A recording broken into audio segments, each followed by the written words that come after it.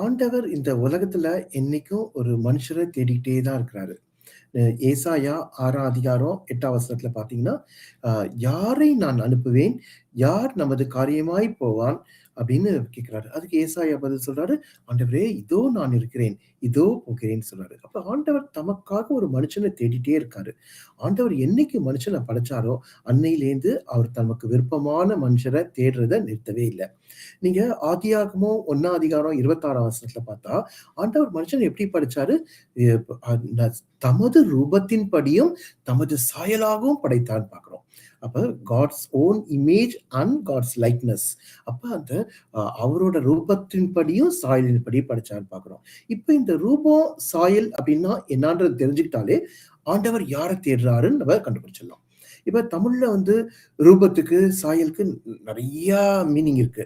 ஆனா, இது பைபிள் எழுதின எபிரேய மொழியில இந்த ரூபத்துக்கு, சாயலுக்கு என்ன சொல்றாங்கன்னு பார்க்கணும்.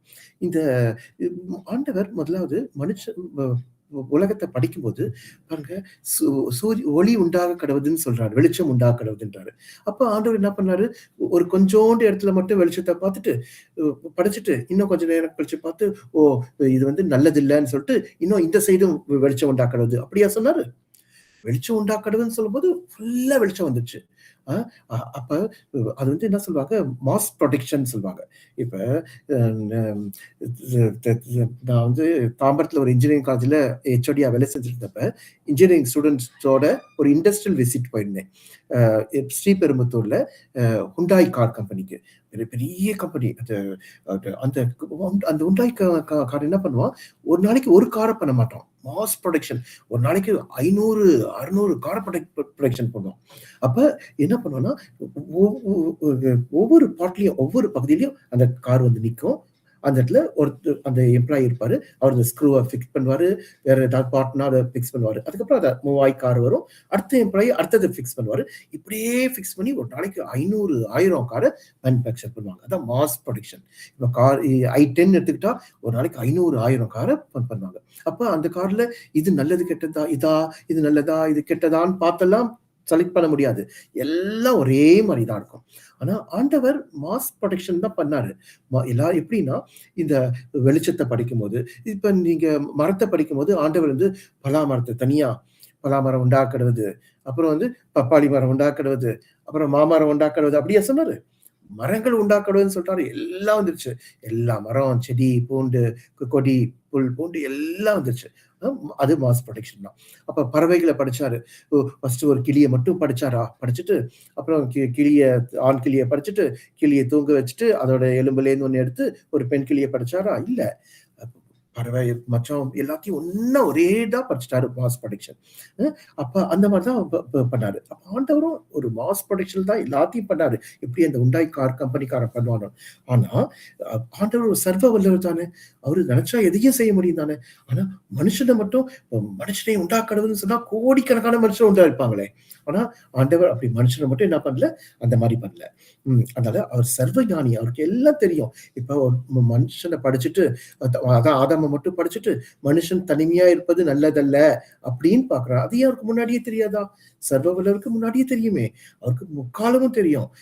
வருங்காலம், எதிர்காலம் எல்லாம் தெரியும், சர்வ ஞானி. ஆனாலும் ஆண்டவர் என்ன பண்றாரு, ஒரு மனுஷன படைக்கிறாரு. அப்புறம் நல்லதில்லன்றத பார்க்கிறாரு. அதுக்கப்புறம் அவன தூங்க வச்சு, அவனோட எலும்புலேருந்து ஒரு மனுஷிய படைக்கிறாரு. அப்ப உலகத்துல இருக்க மத்த எல்லாத்தையும் ஒரு மாஸ் ப்ரொடக்ஷன் பண்ணாலும், ஆண்டவர் என்ன பண்ணாரு, மனுஷன மட்டும் நல்லா ருசிச்சு, அனுபவிச்சு, நேரம் செலவழிச்சு படைச்ச ஒரே ஒரு படைப்பு மனுஷன் தான். அதனால நம்ம ஆசீர்வதிக்கப்பட்டவங்க. அவங்கள எப்படி படைச்சாரு? தமது சாயலாகவும், ரூபமாகவும் படைச்சாரு. அப்ப இத பாருங்க, நீங்க ஆதாம், ஏவாள் பாருங்க, அந்த பழத்த சாப்பிட்டுட்டு அவங்க போய் ஒளிஞ்சுக்கிறாங்க. அப்ப சர்வ ஞானிக்கு அவங்க எங்க ஒளிஞ்சிருக்காங்கன்னு தெரியாதா? ஆண்டவர் அவங்கள பார்த்து என்ன கேட்கிறாரு? நீங்க எங்க இருக்கீங்கன்னு சொல்லி கேட்கிறாரு. அப்ப ஆண்டவருக்கு எல்லாம் தெரியும். அத நம்பிட்டு அவங்களும் என்ன சொல்றாங்க பாருங்க. ஐயோ! நாங்க பழத்த சாப்பிட்டுட்டு நிர்வாணியா இருக்கிறதுனால நாங்க ஒளிஞ்சிட்டு இருக்கிறோம்னு சொல்றாங்க. ஆனா ஆண்டவருக்கு எல்லாம் தெரியும். தெரிஞ்சாலும் ஆண்டவர் என்ன பண்ணுவாரு? அவர் தெரியாத மாரி தான் இருப்பாரு. அவர் ஃபர்ஸ்ட் ஆண படைச்சுட்டு, அது நல்லதல்லன்னு பார்த்துட்டு, அதுலேருந்து என்ன பண்ணுவாரு, ஸ்திரீய படைக்கிறாரு. இப்படிதான் நம்ம ஆண்டவர் பண்றாரு. இப்ப அ இந்த சாயல் ரூபமோட ஈப்ரு மொழியில அது என்ன இருக்குன்னா, சாயல்னா செலம்ன்னு இருக்கு. செலம் அப்படின்னா என்னன்னா, நம்பளே நம்மளோட உருவத்த கண்ணாடியில பார்க்கிறது. அதுக்கு பேர் தான் செலம். அதுதான் சாயல். ரூபம்க்கு என்ன இருக்குன்னா, டெமோட். டெமோட் அப்படின்னா ஃபோட்டோ. நம்மள ஒரு ஃபோட்டோ எடுத்து ஃபோட்டோவா பார்க்கிறது. அதுதான் அ அ ஸ் ரூபம் சொல்லுவாங்க. அது டெமோட். அப்ப சாயல் அப்படின்னா என்ன? இந்த ஹீப்ரு மொழியில நம்ம உருவத்த கண்ணாடியிலே பார்க்கிறது தான். அப்ப அதுதான் சாயல். அப்ப மனுஷன இத வச்சே நம்ம தெரிஞ்சுக்கலாம். ஆண்டவர் மனுஷன எதற்காக படைச்சார்ன்னு. அப்ப ஆண்டவர் ஒரு மனுஷன பார்க்கும்போது, அப்ப அந்த மனுஷனுக்குள்ள யார பார்க்கிறாரு? தன்ன பார்க்கிறாரு. அப்ப அவனோட சாயல்ல படைச்சதுனால நம்மள பார்க்கும்போது, அந்த நமக்குள்ள ஆண்டவரையே பார்க்கிறாரு. எப்படி ஒரு கண்ணாடியில பார்க்கும்போது ஒரு முகம் தெரியுதோ. ஆனா அதுக்குனால ஆண்டவரும் மனுஷனும் ஒண்ணு கிடையாது. இப்ப கண்ணாடியில பார்க்கிறோம். அந்த கண்ணாடியில வந்து எலும்பு இருக்கா? சதை இருக்கா? ரத்தம் இருக்கா? மாம்சம் இருக்கா? இல்ல. அது ஜஸ்ட் ஒரு டூப்ளிகேட். நம்மள மாரியே அப்படியே காட்டுது கண்ணாடி. அதேபோல ஆண்டவர் நம்மள பார்க்கும்போது, அந்த நமக்குள்ள இருக்க ஆண்டவர பார்க்கிறாரு. அ அப்ப அ அதே மாரி இந்த டெமோட்ன்றால ரூபம் அப்டின்னா என்னன்னா, மத்தவங்க நம்மள பார்க்கும்போது, நம்மளுக்குள்ள இருக்க ஆண்டவர பார்ப்பாங்க. அ இதுதான் இந்த ஈப்ரோவோட மீனிங். இப்ப ஆண்டவர் வந்து து ஒ அந்த சாயல்ல என்ன பண்றாரு, தன்னைத்தானே அவனுக்குள்ள பார்த்து, நம்மள பார்த்து சந்தோஷப்பட்டுக்கிறாரு. அ அப்ப ஒரு கண்ணாடின்றது ஒரு பேசும் ஒரு பொருள். ஒரு புகழும் அல்லது ஒரு புகழாத ஒரு பொருள். இது நீங்க வீட்ல இருக்கும்போது, நீங்க இன்னைக்கு சர்ச்சுக்கு கிளம்பி வரும்போது, எல்லாரும் கண்ணாடிய பார்த்துட்டு தான் வந்திருப்பீங்க.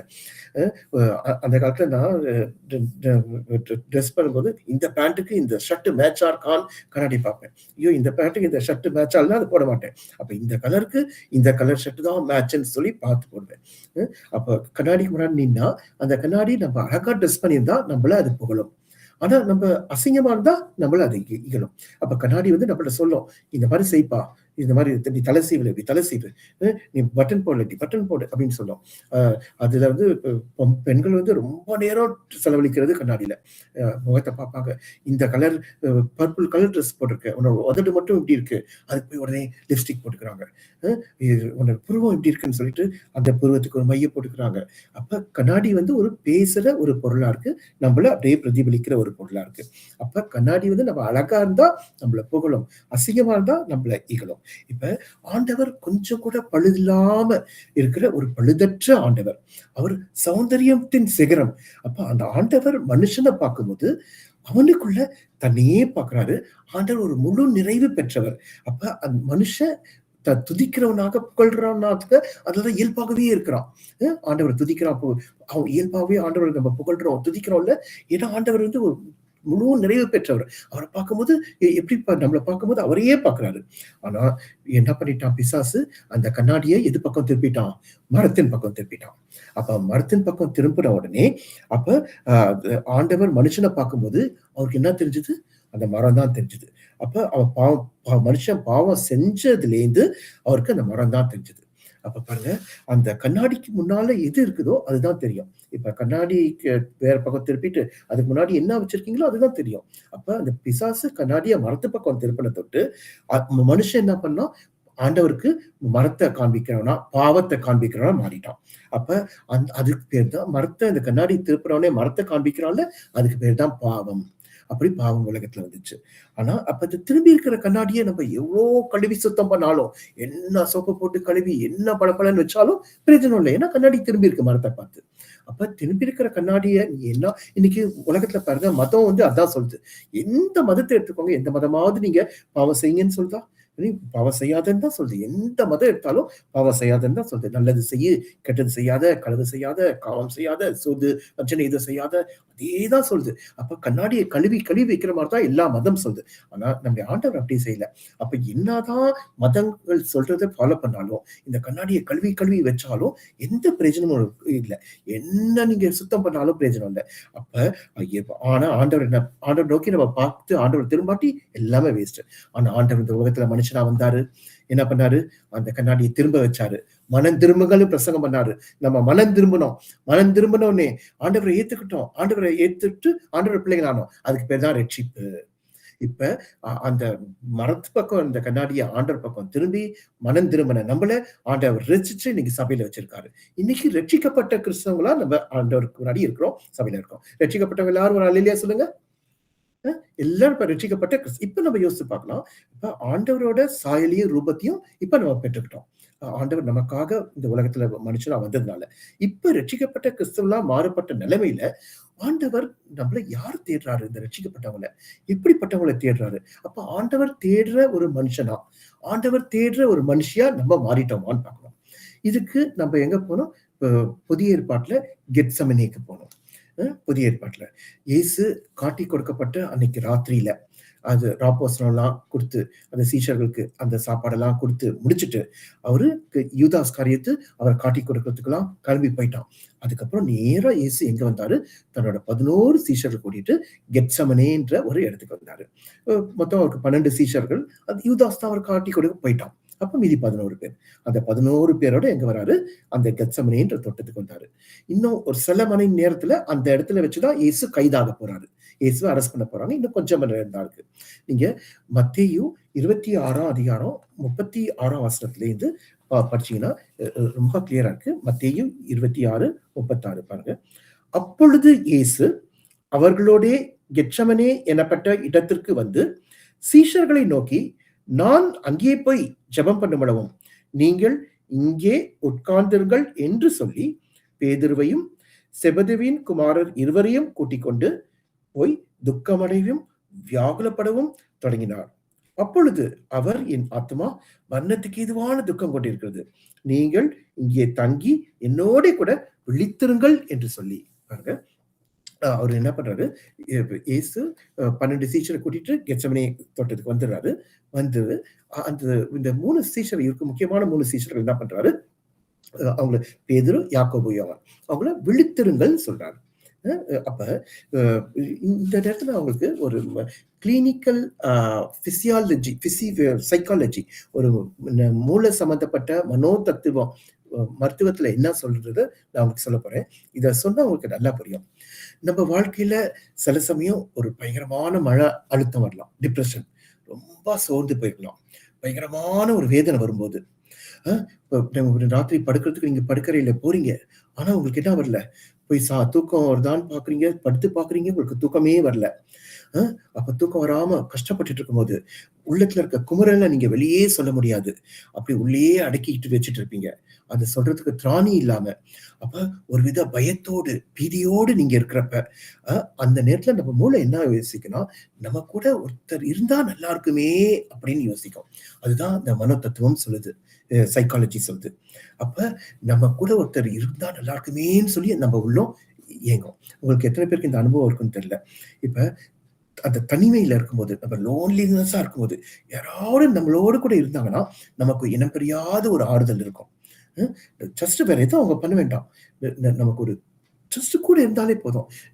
2017ஆம் வருஷத்துல நாங்க இந்த கேரளால இருக்கும்போது இந்த ஃபர்ஸ்ட் ஒய்ஃபுக்கு கேன்சர்னு டயக்னாஸ் பண்ணாங்க. அப்ப ரொம்ப வேதனையில இருந்தா. அப்ப நான் நைட் ஷிஃப்ட் போயிட்டு வந்து காலையில வந்து எல்லா வேலையும் செஞ்சுட்டு கொஞ்ச நேரம் நான் படுப்பேன். அப்ப அவ சொன்னது இன்னும் எனக்கு ஞாபகம் இருக்கு. நைட் எல்லாம் ரொம்ப பயமா இருக்கு, பகலையில நீங்க வந்தோடனே உங்க முகத்தை பார்க்கும்போதுதான் எனக்கு ரொம்ப ஆறுதலா இருக்கு. ஒண்ணுமே வேண்டாம், ஜஸ்ட் நீங்க தூங்கிட்டு இருக்கும்போது முகத்தை பார்த்துட்டே இருப்பேன், அதுவே எனக்கு ரொம்ப சந்தோஷமா இருக்கு அப்படின்னு சொல்றோம். ஒரு தனிமையில இருக்கும்போது, டிப்ரெஷன்ல இருக்கும்போது யாராவது ஒருத்தர் பக்கத்துல இருக்கணும்னு சொல்லி நம்ம மூளை எதிர்பார்க்குது. அதுதான் வந்து மன தத்துவம் சொல்லுது. அப்ப உங்களுக்கு நீங்க தூக்கம் வராம இருக்கீங்க, புரண்டு புரண்டு புரண்டு புரண்டு படுக்கிறீங்க. அப்ப ஒரு வித திகில் வருது, ஒரு வித பயம் வருது. ஆனா பேய் பயம் இல்ல, இருட்டா இருக்கிறது இருட்டு பயம் இல்ல, தனிமையான ஒன்று. லைட்டை போடுறீங்க, ஆனாலும் உங்களுக்கு தூக்கம் வரல, ஒண்ணுமே பண்ண முடியாம ஒரு பயமான சூழ்நிலை இருக்கீங்க. அப்ப அந்த நேரத்துல உங்க பக்கத்துல ஒரு சின்ன பிள்ளைங்க இருந்தா கூட உங்களுக்கு ஒரு ஆறுதலா இருக்கும். நீங்க உங்க கஷ்டத்தை அந்த பிள்ளைங்கிட்ட சொல்ல போறது இல்ல, நம்மளோட கஷ்டத்தை வேற யார்ட்டையும் சொல்லணும்னு கூட அவசியம் இல்லை. ஆனா ஜஸ்ட் அந்த ஆள் நம்ம பிரச்சனையை கேட்கணும்னு அவசியம் இல்லை. ஒருத்தர் கூட இருந்தாலே நமக்கு எவ்வளவு ஆறுதலா இருக்கும் தெரியுமா? எவ்வளவு நமக்கு ஒரு சந்தோஷமா இருக்கும், ஒரு ஆறுதலா இருக்கும். ஜஸ்ட் ஒருத்தர் இருக்கிறாங்களே அப்படின்னு சொல்லி. எத்தனை பேருக்கு இந்த மாதிரி அனுபவம் வந்துச்சு? உங்க எல்லாருக்கும் வாழ்க்கையில இந்த மாதிரி அனுபவம் வந்திருக்கும். இப்ப நம்ம கூட ஒருத்தர் இருந்தா நல்லா இருக்குமே என்ற அனுபவம் எல்லாருக்கும் வந்திருக்கும். இப்ப உங்களுக்கு ரொம்ப க்ளோஸா இருக்கவங்க, உங்களுக்கு நெருங்கிய க்ளோஸ் ரிலேட்டிவ் இப்ப ஹாஸ்பிட்டல் இருக்காங்கன்னு வச்சுக்கோங்க. அவங்க ஒரு ஐசியூல இருக்காங்கன்னு வச்சுக்கோங்க. உங்க மனசு எவ்ளோ கஷ்டப்படும். அ ஐசியூல உள்ள போய் பார்க்க விட மாட்டாங்க. அப்ப உங்களுக்கு அதே நினைப்பா இருப்பீங்க. உங்களால சாப்பிட முடியாது. உங்களால பசிக்காது. உங்களுக்கு தூக்கமே வராது. அ இப்ப சாப்பிடவும் முடியாது. தண்ணீ கூட குடிக்க மாட்டீங்க. அப்ப அந்த நேரத்துல யாராவது உங்களோட கூட இருந்தா, அது உங்களுக்கு எவ்ளோ ஆறுதலா இருக்கும். ம். யோசிச்சு பாருங்க. இந்த ஆறுதல தான் நம்முடைய ஆண்டவராகிய இயேசு இந்த 3 பேர்ட்ட எதிர்பார்த்தாரு. பேதுரு, யாக்கோபு, யோவான் இந்த 3 பேர்கிட்டயும் இந்த ஆறுதல தான் இயேசு எதிர்பார்த்தாரு. இப்ப இயேசுவுக்கு 1000 சீஷர்கள் இருக்காங்க. அதுல அவர் பேர் சொல்லி அழைத்த சீஷர்கள் 12 பேர். அந்த 12 பேர்ல ஒருத்தன் யூதாஸ் காரியத்த அவன் போயிட்டான். இந்த 11 பேர். இந்த 11 பேர்ல இயேசுவுக்கு ரொம்ப நெருக்கமானவங்க இந்த 3 பேர். பேதுரு, யாக்கோபு, யோவான். இந்த இயேசு இந்த உலகத்துல மனுஷனா வலம் வந்த சமயத்துல எங்க போனாலும் இந்த நெருக்கமா இருந்த இந்த 3 சீஷர்கள எப்பொழுதுமே கூட வச்சிருப்பாரு. இந்த பேதுரு, யாக்கோபு, யோவான். இவங்கள தான் எப்பொழுதும் கூட வச்சிருப்பாரு. இப்ப இயேசு இன்னும் கொஞ்ச நேரத்துல என்ன பண்ண போறாரு?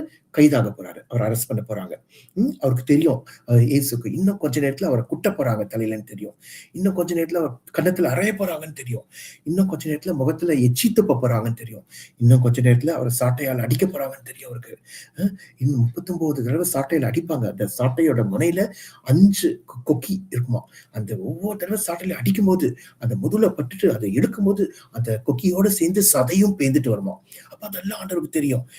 அப்ப ஆண்டவர் 100க்கு 100 மனிதனா இருக்கிற அந்த சமயத்துல, அந்த வேதனை எல்லாம் ஆண்டவருக்கு நல்லா தெரியும். அப்ப ஆண்டவரை ஜனங்க இகழப் போறாங்க. அது அவருக்கு நல்லா தெரியும். இப்ப நம்பள எடுத்துக்கோங்க. இங்க இருக்க நம்ம எல்லாருமே ரொம்ப ஒண்ணும் பெரிய ஆளுங்க இல்ல. நம்ம ஒண்ணும் ரொம்ப பெரிய ஆள்கள் இல்ல. ஆனாலும் அவமானப்பட யாருக்காவது ஆசை இருக்கா இங்க? நம்ம அவமானப்பட விருப்பப்படுவோமா? நம்மள யாராவது அவமானப்படுத்தினா எவ்ளோ நம்மளுக்கு கேவலமா இருக்கும். எவ்ளோ நம்மளுக்கு கோவம் வரும். யாராவது நம்மள அவமானப்படுத்த நம்ம இஷ்டப்படுவோமா? நம் நீங்க யோசிச்சு பாருங்க.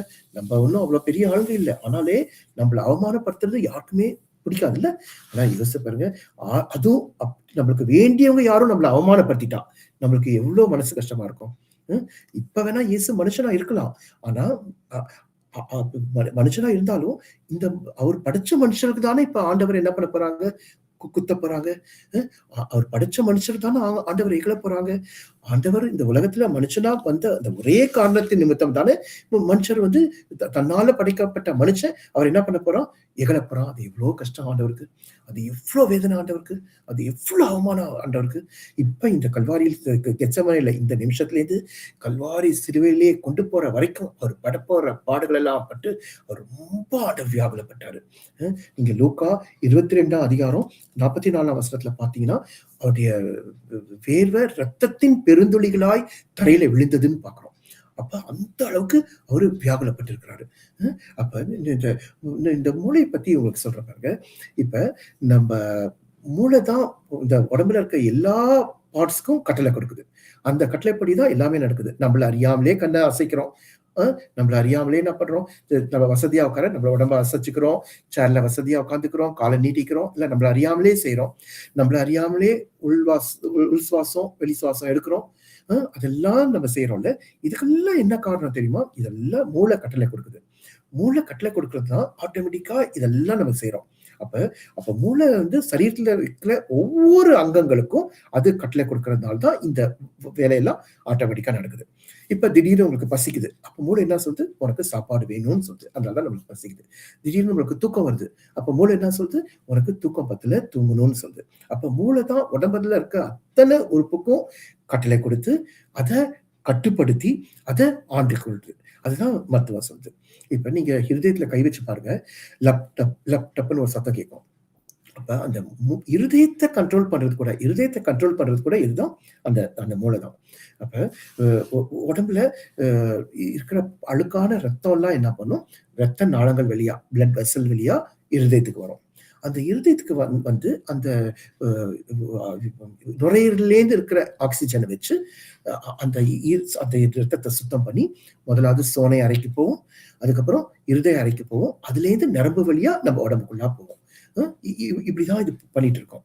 அ இப்ப இந்த அ இதெல்லாம் கட்டுப்படுத்துறது எது? நம்ம மூளை தான். சில வேளையில நம்ம வாழ்க்கையில ஒரு சோகங்கள் வரலாம். நம்ம வாழ்க்கையில ஒரு கவலை வரலாம். ஒரு பயங்கள் வரலாம். ஒரு நெருக்கங்கள், ஒரு துக்கம், வியாதிகள். இந்த மாரி சமயத்துல நம்ம ஹார்ட் பீட் வேகமா அடிக்கும். வேற மாரி அடிக்கும். எத்தன பேருக்கு நீங்க ஃபீல் பண்ணியிருக்கீங்க? இந்த மாரி சமயத்துல சாதாரண அடிக்கிறத ஹார்ட் பீட் வேற மாரி அடிக்கும். நீங்க டாக்டர்ட்ட போய் பிபி பார்க்குறாங்கல்ல, பிபி பார்க்கும்போது அந்த ரத்த ஓட்டத்தோட அளவு குறையும்போது, இந்த ஹார்ட் பீட் ரேட் வந்து மாறும். அந்த நீங்க பிபி பார்க்கும்போது சிஸ்டாலிக், டயலிஸ்டிக் சொல்லி அந்த பிரஷர் பார்க்குறாங்கல்ல டாக்டர், அப்ப அந்த ஹார்ட் பீட் ரேட்டையும் பார்ப்பாங்க. அந்த ஹார்ட் பீட் ரேட் எப்படி இருக்குன்னு சொல்லி. அப்ப இந்த மாரி சமயத்துல இந்த ஹார்ட் பீட் ரேட் என்ன பண்ணும்? மாறும். நமக்கு ரொம்ப கவலையில, சோர்வுல இருக்கும்போது ஹார்ட் பீட் ரேட் நம்மளுக்கு ரொம்ப மாறும். இது நீங்க இந்த பிபி எடுத்தவங்க, இந்த மாரி சிச்சுவேஷன்ல இருக்கவங்கலாம் நீங்க வந்து ஃபீல் பண்ணியிருந்திருப்பீங்க.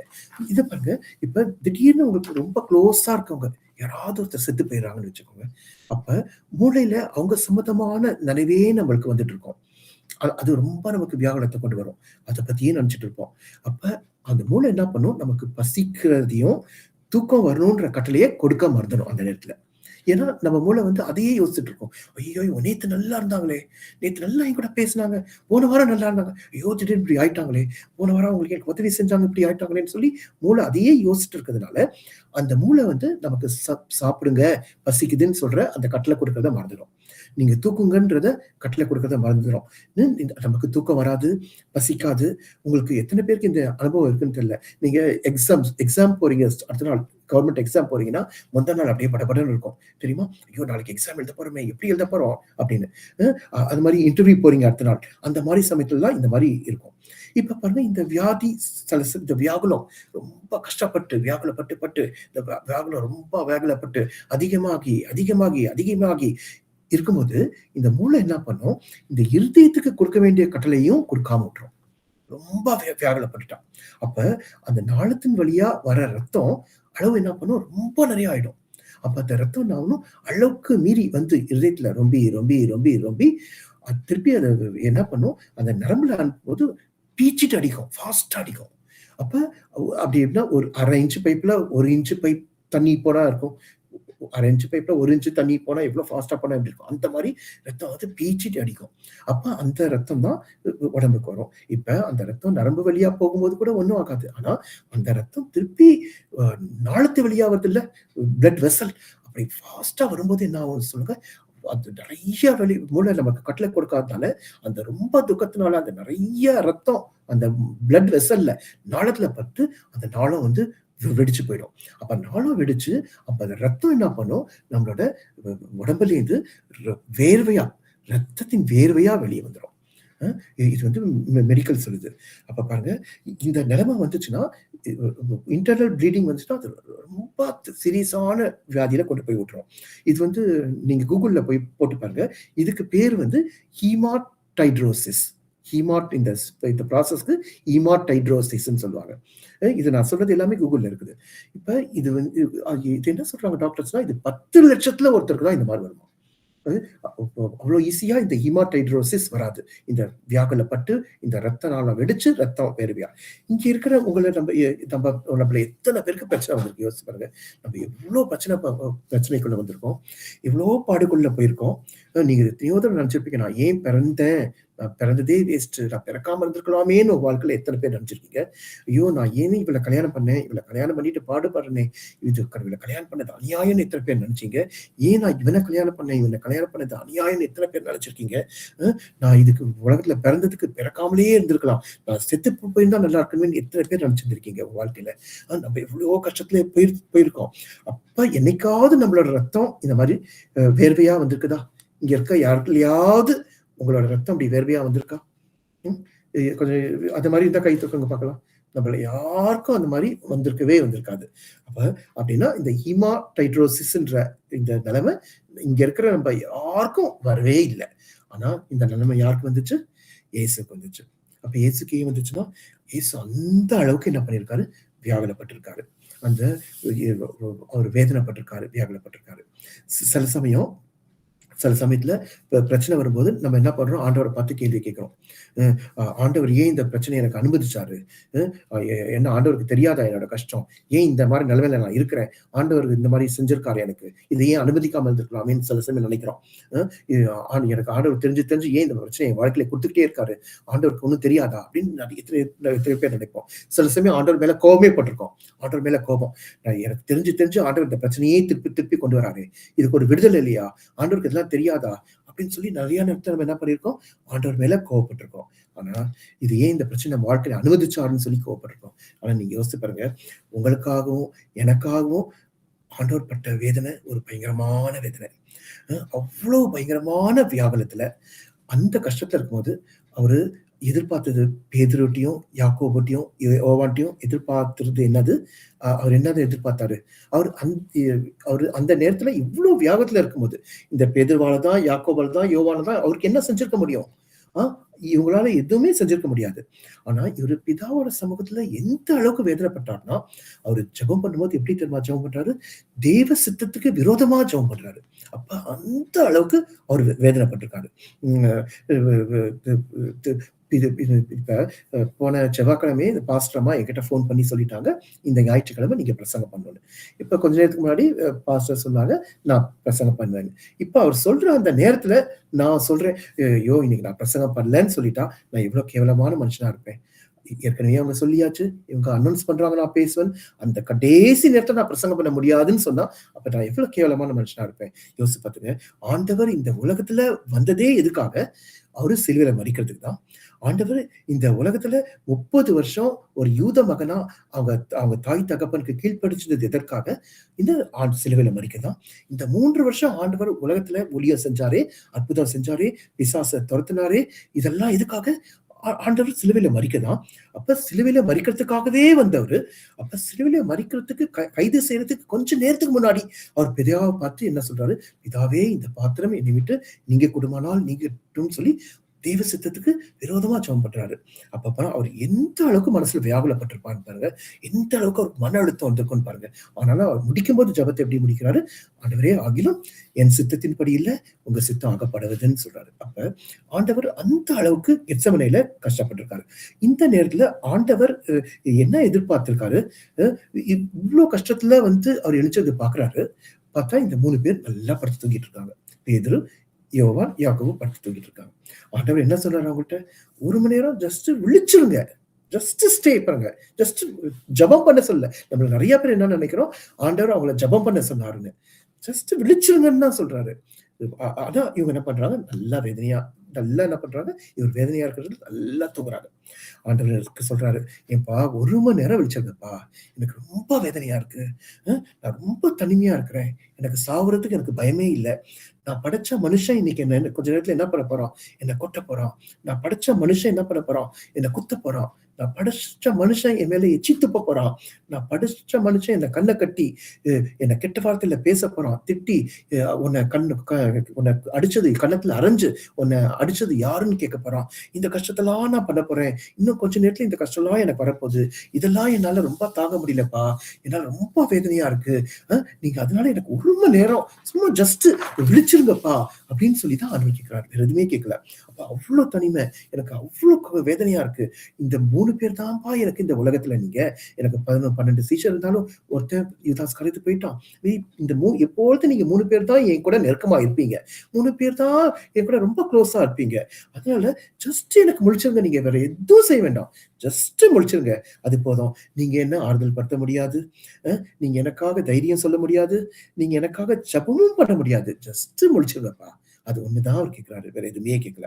அப்ப நான் உங்கள பார்க்கும்போது, உங்க முகத்த பார்க்கும்போது எனக்கு ஒரு ஆறுதல் வரும்பா. அது ஒண்ணு தான் ஆண்டவர் அந்த 3 பேர்ட்ட எதிர்பார்த்தாரு. உங்களோட பாட்டு எனக்கு வேண்டாம்ப்பா. உங்களோட பிரசங்கம் எனக்கு வேண்டாம்ப்பா.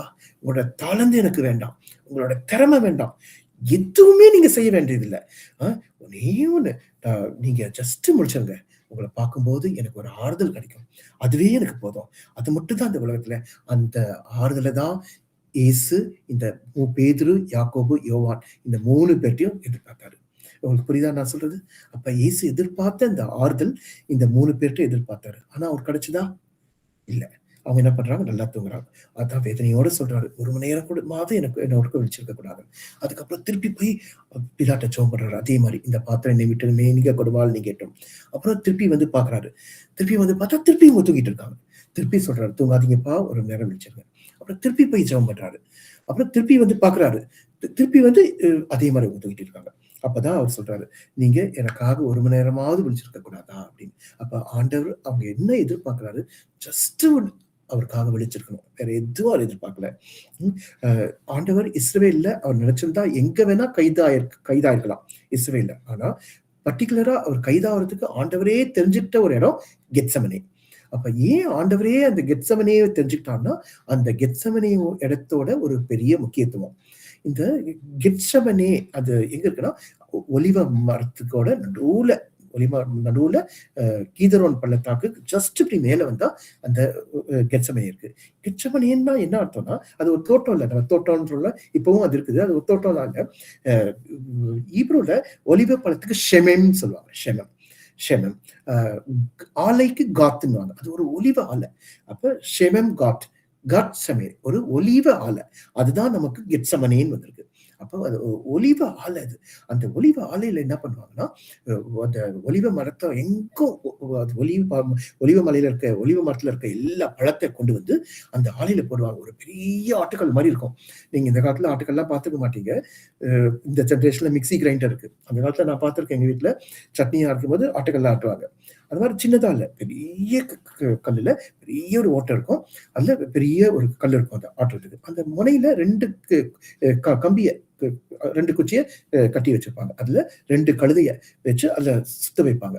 அப்ப அது ஃபுல்லா அந்த இதுல அந்த கல்லுல ஒலிவ பழத்த கொட்டிட்டு, இந்த கழுத அப்படியே சுத்தி வரும்போது, இந்த ஒலிவ பழம் என்ன ஆகும்? அப்படியே நசுங்கி, அது இந்த ஆட்டுக்களோட நசுங்கி ஒரு நல்ல ஒரு சாறா வரும். அதுதான் ஒலிவ எண்ணெய். அப்ப அந்த ஒலிவ எண்ணெய் செய்ற அந்த இடம் தான் கெத்செமனே. நீங்க யோசிச்சு பாருங்க. அந்த இயேசு அந்த கெத்செமனே தோட்டத்துல ஒலிவ பழத்த போல இவர் என்ன பண்ணாரு? நசுக்கப்பட்டாரு, பிழியப்பட்டாரு, அரைக்கப்பட்டாரு. அவர் இருதயம் நொறுக்கப்பட்டு, அறையப்பட்டு ஹீமாடைட்ரோசிஸ்ன்ற அந்த நிலைமைக்கு வந்தாரு. அப்ப அப்ப இயேசு மேல ஒரு அடி கூட படாமலே அவர் நமக்காக ரத்தம் சிந்தினாரு. ஷாரோன் அடிக்கடி சொல்லுவாங்க, "எனக்கு அந்த கொல்கத்தாவ போய் பார்க்கணும், கல்வாரி பார்க்கணும் ரொம்ப ஆசையா இருக்கு. இயேசு ரத்தம் சிந்தின இடத்துன்னு." நம்ம எல்லாரும் என்ன நினைக்கிறோம்? ரத்தம் சிந்துனதுலாம் நல்லா நமக்கு என்ன ஞாபகம் வருது? அந்த கொல்கத்தா, கல்வாரி தான் ஞாபகம் வருது. ஆனா இயேசு கெத்செமனேல அவர் மேல ஒரு அடி கூட படுறதுக்கு முன்னாடியே, அங்கேயே நமக்காக ரத்தம் சிந்த ஆரம்பிச்சுட்டாரு. அப்ப இயேசு அங்கேயே ரத்தம் நமக்கு சிந்துறாரு. கொல்கத்தால போய் சிந்தல. அப்ப கெத்செமனேல இயேசு நசுக்கப்பட்டு நறுக்கப்பட்டார். நீங்க பைபிள்ல ராஜாக்கள் எல்லாம் அபிஷேகம் பண்ண தைலத்த பத்தி கேள்விப்பட்டிருக்கீங்க. பைபிள்ல ஆசாரியர்கள அபிஷேகம் பண்ண தைலத்தெல்லாம் கேள்விப்பட்டிருக்கீங்க. அதெல்லாம் எது தெரியுமா? இந்த ஒலிவ எண்ணெய் தான். அந்த ஒலிவ எண்ணெயால தான் ராஜாக்களையும், ஆசாரியர்களையும் என்ன பண்ணுவாங்க? அபிஷேகம் பண்ணுவாங்க. அப்ப இயேசு நெருக்கப்பட்டு, நொறுக்கப்பட்டு, அரைக்கப்பட்டு, நசுக்கப்பட்டபடினால அவரோட ரத்தம் நமக்கு ஆசாரிய அபிஷேகத்தையும், ராஜாக்களோட அபிஷேகத்தையும் தந்துச்சு. அதனாலதான் இயேசு அந்த இடத்தை தெரிந்து கொண்டாரு. அப்ப நீங்களும் நானும் வாழணுன்றதுக்காக, அதுவும் ராஜாக்களாக, ஆசாரியராக வாழணுன்றதுக்காக இயேசு அன்னைக்கு அரைக்கப்பட்டாரு, நொறுக்கப்பட்டாரு, புழிஞ்செடுக்கப்பட்டாரு, நசுக்கப்பட்டாரு அந்த கெத்செமனே தோட்டத்துல. அவர் உண்மையாவே உடம்பு நசுங்கி போயிடுச்சு. அந்த நிலைமையில அவர் எதிர்பார்த்தது யாக்கோபு, யோவான், பேதுருட்ட என்ன எதிர்பார்த்தாரு? அவர் என்ன அவருக்காக விழித்திருக்கணும். ஜஸ்ட் விழித்திருந்தா போதும். வேற எதுவும் செய்ய வேண்டாம். நீங்க யோசிச்சு பாருங்க, இன்னைக்கு இருக்க உலகத்துல எவ்வளவு பேர் விபச்சாரிங்க இருக்காங்க. அவங்க விபச்சாரிகளா இருந்தாலும் அவங்க ஆண்டவரால படைக்கப்பட்டவங்க தானே, ஆண்டவரோட பிள்ளைங்க தானே. அவங்கள பார்க்கும்போது ஆண்டவருக்கு எவ்வளவு வேதனையா இருக்கும். இன்னைக்கு உலகத்துல எத்தனை பேர் பாவம் செய்யறாங்க. அந்த பாவிகள் எல்லாம் பார்க்கும்போது ஆண்டவருக்கு எவ்வளவு வேதனையா இருக்கும். எத்தனை பேர் ஆண்டவரை வணங்காம விக்கிரகத்துக்கு பின்னாடி போயிட்டு இருக்காங்க. அவங்கள பார்க்கும்போது ஆண்டவருக்கு எவ்வளவு வேதனையா இருக்கும். எத்தனை பெண் பிள்ளைகள் ஆண்டவர ரூபத்துல சாயல்ல படைக்கப்பட்டவங்க ஆண்டவரை மறந்து விபச்சாரத்துல போயிட்டு இருக்காங்க.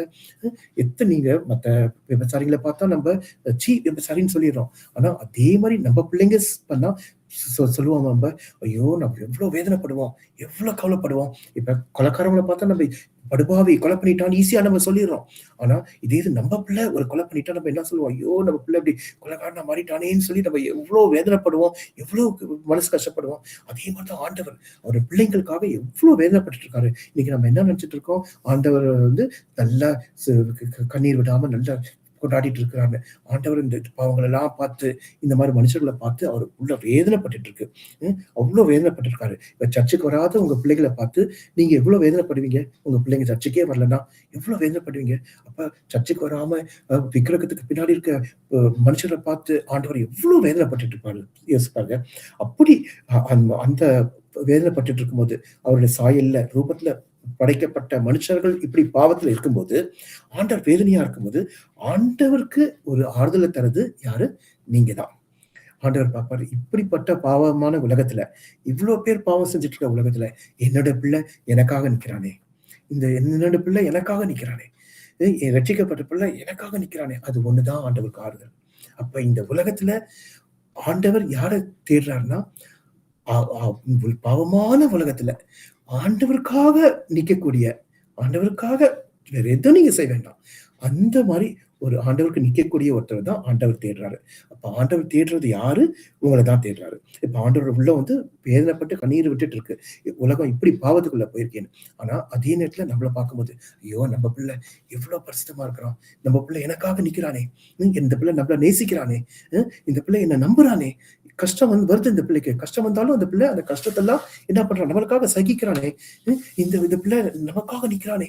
ஆண்டவருக்கு அது ஒண்ணுதான் சந்தோஷம். அத பார்க்கும்போதே ஆண்டவருக்கு ஒரு பெரிய சந்தோஷம். இந்த பிள்ளை நமக்காக நிக்குது, நமக்காக இருக்குதுன்னு பார்க்கும்போது, அந்த ஆறுதல் தான் எங்க ஆண்டவர் யார்ட்ட எதிர்பார்த்தாரு? இந்த 3 பேர்ட்ட எதிர்பார்த்தாரு. அப்ப நெறைய பேர் நெனச்சுட்டு இருக்கோம். அ அ அ ஆண்டவர் வந்து நம்மளோட கஷ்டம்லாம் ஆண்டவருக்கு வந்து தெரியல. ஆண்டவர் எதுவும் கண்டுக்க மாட்டேங்கிறாரு அப்படின்லாம் நெனச்சுட்டு இருக்கோம். நம்ம ஆண்டவர் நல்லா புரிஞ்சிருக்கிறோம்னு நெனச்சுட்டு இருக்கோம். ஆனா ஆண்டவர் உண்மையிலே இந்த உலகத்த பார்த்து ஒரு கண்ணீர் விட்டு வேதனைப்பட்டுட்டு இருக்காரு. அப்ப அந்த மாரி சமயத்துல அவருக்கு ஒரு ஆறுதல் பெற்று தர்றது நீங்க தான். அ இந்த ரட்சிக்கப்பட்ட நம்ம தான் அவருக்கு ஒரு ஆறுதல் பெற்று தரப் போறோம். அப்ப ஆண்டவர் உங்கள பார்த்து கொஞ்சமாவது ஆறுதல் பெற முடியுமா? அ நம்ப அவருடைய சாயல்ல படைச்சப்பட்ட நம்மள பார்க்கிற ஆண்டவர் கொஞ்சமாவது ஒரு ஆறுதல் கிடைக்குமா? இந்த உலகம் பாவத்துல இருக்கும்போது, நம்மள பார்க்கும்போது அவருக்கு ஒரு ஆறுதல் கிடைக்குமா? அ யோசிச்சு பாருங்க. நீங்களும் நாங்களும் தான் நானும் தான் ஆண்டவருக்கு ஒரு ஆறுதல பெற்று தர இந்த உலகத்துல பாவம் நிறைஞ்ச உலகத்துல இருக்கிறோம். இப்ப இதுதான் அப்ப தேவன் தேடும் மனுஷன் வேற யாரும் இல்ல, நீங்க தான். ம். அப்ப தேவன் தேடும் மனுஷருக்கு அவர்ட்ட எப்படி வரணும்? ஒரு தேவன் தேடுற அவர்கிட்ட வரணும்னா, ஒரு பெரிய தாளந்தோட வரணும்னு அவசியம் இல்ல. தேவன் தேடுற மனுஷன் அவர்கிட்ட வரணும்னா, நல்ல திறமையோட வரணும்னு அவசியம் இல்ல. அ தேவன் தேடுற மனுஷன் அவர்ட்ட வரணும்னா, ஒண்ணே ஒண்ணு தான் செய்யணும். ஒண்ணுமே செய்ய வேண்டாம். எனக்காக இரு. அவ்வளதான். ஜஸ்ட் எனக்காக இருப்பா. வேற எதுவும் வேண்டாம். அவங்க தான் ஆண்டவர் வேணும். ஆண்டவரே! உமக்காக நான் பாட்டு பாடட்டுமா? வேண்டாம்ப்பா.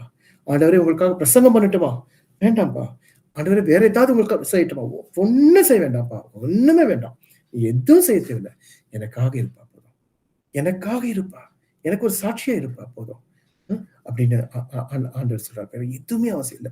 அந்த நேரத்துல பாருங்க ஆண்டவர் எதிர்பார்த்த ஆறுதல் வந்து இவர்கிட்ட கிடைக்கல. உங்கள நெறைய பேர் இந்த அனுபவத்துல நீங்க போயிருப்பீங்க. அ நான் வந்து 2018ஆம் வருஷத்துல இந்த ஃபர்ஸ்ட் ஒய்ஃப் செத்து போனப்ப, அன்னைக்கு ராத்திரி ஒரு 10 மணி போல எல்லாருமே போயிட்டாங்க. வந்த ஃப்ரெண்ட்ஸ் எல்லாம் போயிட்டாங்க. சொந்தக்காரங்க எல்லாரும் போயிட்டாங்க. அப்ப என் கூட நான் மட்டும் இருக்கிறேன். என் கூட வந்து மைசூர்லேருந்து எங்க அண்ணன் வந்திருந்தாங்க. உங்களுக்கு தெரிஞ்சிருக்கும். போன வருஷம் நான் இந்தியா வந்தப்ப சர்ச்சுக்கு வந்திருந்தாங்க. அவங்க நேரா மைசூர்லேருந்து சென்ட்ரல்லேருந்து நேரா இங்க வந்தாங்க. அவங்க மட்டும் இப்ப எங்கேயும் போல. அந்த நைட் ஃபுல்லா என் கூட இருந்தாங்க. அது எனக்கு எவ்ளோ ஆறுதலா இருந்துச்சு தெரியுமா? அது எல்லாரும் போயிருந்த நேரத்துல, அந்த ஒரே ஒருத்தவங்க எனக்கு ஒண்ணும் அவ்ளோ பயம் இல்ல. அதே வீட்ல நான் தனியாலாம் இருந்திருக்கிறேன். தனியா இருந்திருக்கேன். இந்த பயம் இல்ல. தனியா நைட்லாம் 12 மணிக்கு வந்திருக்கிறேன். மாடி மேல போய் ஜெபம் பண்ணியிருக்கிறேன். தனியா இருந்திருக்கேன் அந்த வீட்ல. எனக்கு பயம் இல்ல. ஆனா ஒரு சாவு இருக்கும்போது, அந்த நேரத்துல ஒரு பக்கத்துல ஒருத்தவங்க இருந்தாங்க. அது ஜஸ்ட் அது எனக்கு ஒரு ஆறுதல். அத அவங்கள மறக்கவே முடியாது. கர்த்தர் அந்த குடும்பத்த ஆசீர்வதிப்பாரு. அவர் ஆசீர்வதிப்பாரு. அப்ப பாருங்க அந்த மாரி தனிமையான நேரத்துல ஒருத்தர் நம்ம கூட இருந்தா நமக்கு எவ்வளோ நல்லா இருக்கு. அப்ப ஆண்டவர் நமக்கு எதிர்பார்க்கிறது இந்த பாவம் நிறைஞ்ச உலகத்துல நம்ம ஆண்டவருக்காக இருக்கிறோம். வேற எதுவும் நம்ம ஆண்டவர்ட்ட எதிர்பார்க்கல. அ இப்ப பாருங்க, நீங்க ஆண்டவரை ஏற்றுக்கொண்ட ஒரு கிறிஸ்தவனா இருக்கீங்களே, அதுவே போதும். நீங்க பாவம் செய்யாம இருக்கீங்களே, அதுவே போதும். அந்த விசுவாசத்த காத்துக்கொண்டீங்களே, அதுவே போதும். அ ஷாரோன் கூட என்கிட்ட பேசிட்டு இருந்தாங்க. ஒரு ஒரு ஆடம்னு ஒரு பாஸ்டர் பேசிட்டு இருந்தாங்களாம் பெரம்பூர்ல. ஆண்டவருடைய வருகையில போறதுக்கு முதலாவது காரியம் நம்ம விசுவாசத்த காத்துக்கணும். அவங்க தான் வருகையில போவாங்கன்னு சொன்னாராம். அப்ப பாருங்க நம்ம விசுவாசத்த காத்துக்கிட்டா போதும். ஆண்டவர் எனக்கு இருக்கிறாரு. ஆண்டவர நான் நம்புறேன் அப்படின்னு சொல்லி இயேசுவுக்காக நில்லுங்க. அது போதும். அத விட அதுக்கு வேற எதுவும் வேண்டாம். அ அப்ப அவர் மனசுக்கு ஆண்டவருக்கு நம்ம ஆறுதல் குடுக்கிறவங்களா இருக்கணும். அதுவே போதும். அப்ப அவரு உலகத்த மாத்துவாரு. இப்ப அப்படி விழித்திருப்பவங்க யார வேணுமா ஆண்டவர் எப்படி வேணா பயன்படுத்துவாரு. ம். இப்ப நான் ஒண்ணுமே இல்ல. எனக்கு ஒரு தாளந்தும் இல்ல. என்னால ஒண்ணும் செய்ய முடியாது. அப்படி நீங்க சொல்லாம, ஆண்டவரே உமக்காக நான் இருக்கிறேன்னு சொல்லணும். இன்னைக்கு எத்தன பேர் அந்த மாரி சொல்லப் போறீங்க? ஆண்டவரே உமக்காக நான் இருக்கிறேன் ஆண்டவரே. இந்த இந்த பாவம் நிறைஞ்ச உலகத்துல உமக்காக நான் இருக்கிறேன். உங்க பிள்ளையா நான் இருக்கிறேன். அப்படின்னு எத்தன பேர் சொல்ல முடியும்? அது போதும் ஆண்டவருக்கு. அந்த மாரி இன்னைக்கு ஆண்டவருக்காக ஒப்புக் குடுப்பீங்களா? அ இப்ப நான் முடிக்க போறேன். கடைசியா ஒரு காரியத்த சொல்லி முடிக்க போறேன். அப்படி இருக்கவங்க தான் ஆண்டவருக்கு தேவை. இப்ப நீங்க நினைக்கலாம். அ ஆண்டவர் அ ஆ ஆண்டவருக்கு நான் உயிரோட இருக்கிறதுனால என்ன பிரயோஜனம்? எனக்கு ஒண்ணும் பிரசங்கம் பண்ண தெரியாது. எனக்கு மத்தவங்களுக்கு சுவிசேஷம் கூட சரியா சொல்லத் தெரியாது. அ எனக்கு பாட்டு பாடவும் வராது. எனக்கு ஒரு பெரிய தாளந்து இல்ல. பெரிய திறமை இல்ல. பணமும் இல்ல. படிப்பு இல்ல. இப்படின்னு நீங்க நினைக்கலாம். ஐயோ! நான் ஒரு முக்கியமான ஆளே இல்லைன்னு நினைக்கலாம். அந்த மாரி நீங்க கவலையே படாதீங்க. நீங்க ரட்சிக்கப்பட்ட நீங்க தான் ஆண்டவருக்கு ஒரு முக்கியமான ஆளு. இந்த எந்த திறமை எதுவுமே இல்லனாலும், நீங்க ஆண்டவருக்கு ஒரு மிக, மிக, மிக முக்கியமான ஆள். அப்ப ரட்சிக்கப்பட்டு இந்த கூட்டத்துக்கு வந்திருக்கிற நீங்க ஒவ்வொருத்தரும் ஆண்டவருக்கு முக்கியமான ஆளு. நீங்க எப்ப ரட்சிக்கப்பட்டீங்கன்றது ஆண்டவருக்கு பிரச்சனை இல்ல. நீங்க என்ன ஊழியம் செய்றீங்கன்றது ஆண்டவருக்கு பிரச்சனை இல்ல. உங்களோட படிப்பு, உங்க பணம், அந்தஸ்து அது ஆண்டவருக்கு ஒரு பிரச்சனை இல்ல. நீங்க ரட்சிக்கப்பட்ட கிறிஸ்தவரா? அ நீங்க தான் அந்த யாக்கோபு, பேதுரு, யோவான். நீங்க ஆண்டவருக்காக நிக்கிறீங்களா? நீங்க தான் அந்த யாக்கோபு, பேதுரு, யோவான். அ நீங்க ஆண்டவருக்காக விழிச்சிருங்க. அது போதும். ஆண்டவரே நான் உங்களுக்காக நிக்கிறேன். ஆண்டவரே உங்களுக்காக நான் நிப்பேன். அது எனக்கு போதும். உங்க பேர் தாங்கின ஒரு கிறிஸ்தவனாக, ஒரு கிறிஸ்தவளாக நான் உங்களுக்காக நிப்பேன். உங்களுக்காக வாழ்வேன் ஆண்டவரே. அது போதும் ஆண்டவர். வேற எதுவும் ஆண்டவர் நம்மட்ட எதிர்பார்க்கல. அ ஒரு பெரிய தாளத்துல ஆண்டவருக்கு வேண்டாம். ஆண்டவருக்கு வேலை செஞ்சு கொடுக்க ஆள் இருக்காங்க. அதெல்லாம் அவருக்கு அவசியம் இல்ல. ஆண்டவர் பாருங்க, பிலேயாம்ட்ட பேசுறதுக்கு யார யூஸ் பண்ணாரு? ஒரு கழுதை வச்சு பேச யூஸ் பண்ணாரு. எலியாவ போஷிக்க யார யூஸ் பண்ணாரு? எலியாவுக்கு சாப்பாடு கொடுக்க ஒரு காகத்த யூஸ் பண்ணாரு. ஆண்டவருக்கு ஆட்கள் நெறைய இருக்காங்க. ஆனா ஆண்டவருக்காக நிக்கிறதுக்கு தான் ஆள் வேணும். அதுக்கு தான் ஆள் இல்ல. இப்ப இந்த முகப்பேர்ல, சென்னையில நீங்க ஆண்டவருக்காக நிப்பீங்களா? நீங்க ஆண்டவரே நான் உங்களுக்காக இருக்கிறேன். நான் உங்கள நேசிப்பேன். நான் உங்களுக்கு ரட்சிக்கப்பட்ட கிறிஸ்தவளாக உண்மையா உங்களுக்கு வாழ்வேன். அது போதும். அதுக்கு மேல வேண்டாம். ஐ ஆம் தேர் ஃபார் யூ. உங்களுக்காக நான் இருக்கிறேன் ஆண்டவரே. உங்களுக்காக நான் இருக்கிறேன்னு சொல்லி இன்னைக்கு எல்லாரும் ஒப்புக் கொடுப்போமா? மீதிய ஆண்டவர் பார்த்துக்குவாரு. அது நம்ம இந்த நிலைமையில ஆண்டவருக்கு ஒப்புக் கொடுக்கும்போது, பாருங்க பேதுரு, யாக்கோபு, யோவான் பிற்காலத்துல உலகத்தை எவ்வளவு கலக்குனாங்க. ஆனா அந்த நேரத்துல ஆண்டவர் அவங்ககிட்ட எதிர்பார்த்தது ஜஸ்ட் விழித்திருக்கணும்னு தான் எதிர்பார்த்தாரு. வேற ஒண்ணும் எதிர்பார்க்கல. அதே போல நீங்களும் நானும் ஆண்டவருக்காக நிக்கும்போது, நம்மள ஆண்டவர் பயன்படுத்த பலமுள்ள தேவனா இருக்காரு. ஆனா ஆண்டவர் எதிர்பார்க்கிறது என்னது? நம்ம ஆண்டவருக்காக விழித்திருக்கணும். அது ஒண்ணு தான் எதிர்பார்க்கிறாரு. வேற ஒண்ணு. இந்த வேளையில நான் ஆண்டவருக்காக நிப்பேன்னு சொல்ற எல்லாரும் எழுந்து நிக்கிறீங்களா? உங்களுக்காக ஜெபம் பண்ண போறேன். நான் ஆண்டவருக்காக நிப்பேன். அப்படின்னு சொல்றவங்க மட்டும் எழுந்துச்சுருங்க. நான் ஆண்டவருக்காக நிக்கிறேன். அ நான் ஜஸ்ட் ரட்சிக்கப்பட்ட ஒரு கிறிஸ்தவளா, ரட்சிக்கப்பட்ட கிறிஸ்தவளா ஆண்டவருக்காக நிக்கிறேன்னு சொல்றவங்க மட்டும் எழுந்து நில்லுங்க. நான் உங்களுக்காக ஜெபம் பண்றேன். எல்லார் கண்ண மூடி ஆண்டவர் முகத்த பார்க்கலாம். இன்னைக்கு இந்த ஒரு தீர்மானத்தோட யாரும் இன்னைக்கு வந்தாங்க வந்த மாரியே போக்கூடாது. ஆண்டவருக்காக நான் நிற்பேன். நான் ஆண்டவர் பட்ட பாடெல்லாம் ரொம்ப கொஞ்சம் தான் சொல்லியிருக்கேன். அந்த கெத்செமனேல நடந்த கொஞ்சத்த தான் நான் சொல்லியிருக்கேன். நான் போன தடவ இஸ்ரவேல் போம்போது இதெல்லாம் அங்க கத்துக் குடுத்தாங்க. அததான் அப்படியே நான் சொல்லியிருக்கேன். இந்த அவர் பட்ட அந்த பாடு அதெல்லாம் வந்து Googleல நீங்க போய் ஹீமோடைட்ரஸ்ன்னு போட்டு பாருங்க. அதுல அத பத்தி ஃபுல்லா அந்த அளவுக்கு அவர் பாடுபட்டிருக்காரு, வேதனைப்பட்டிருக்காரு. அவர் உடம்புல ஒரு அடி படுறதுக்கு முன்னாடியே ரத்தத்த நமக்காக சிந்த ஆரம்பிச்சுட்டாரு. கல்வாரி சிலுவையில போய் ரத்தத்த சிந்தல. அவ்வளவு ரத்தம் சிந்தி வியாகுலப்பட்ட ஆண்டவர் அன்னைக்கு நம்ம பாடுபட்ட ஆண்டவர் நம்மள்ட்ட எதிர்பார்க்கிறவனேன்னு என் பிள்ளை எனக்காக நிக்கணும். என் பிள்ளை எனக்காக நிக்கணும். வேற எதுவும் பார்க்கல. அதுவே ஒரு ஆறுதல். நம்ம பிள்ளை பாவம் செய்யாம இருக்குதே. நம்ம பிள்ளை உண்மையா இருக்குதே. நமக்கு உண்மையா கீழ்ப்படிஞ்சிருக்குதே. உண்மையா நம்ம நேசிக்குதே. அதுவே போதும். அதுவே ஆறுதல். இனிமேல் எல்லாரும் ஒப்புக் கொடுங்க ஆண்டவருக்காக. இயேசுவே, அப்பா இந்த வேளையிலே எங்களை தாழ்த்தி உம்முடைய கரத்துல அர்ப்பணிக்கிறோம் ஆண்டவரே. இந்த பாவம் நிறைஞ்ச உலகத்துல ஆண்டவரே நீங்க எதிர்பார்க்கிற ஆறுதல் எங்கள் மூலமா உங்களுக்கு கிடைக்கட்டும் ஆண்டவரே. எங்களை இந்த நேரத்துல ஒப்புக் கொடுக்கிறோம்ப்பா. நான் உங்களுக்காக நிப்போம் ஆண்டவரே. உங்களுக்காக நிப்போம். உங்கள நேசிப்போம் ஆண்டவரே. உங்கள நம்புவோம் ஆண்டவரே.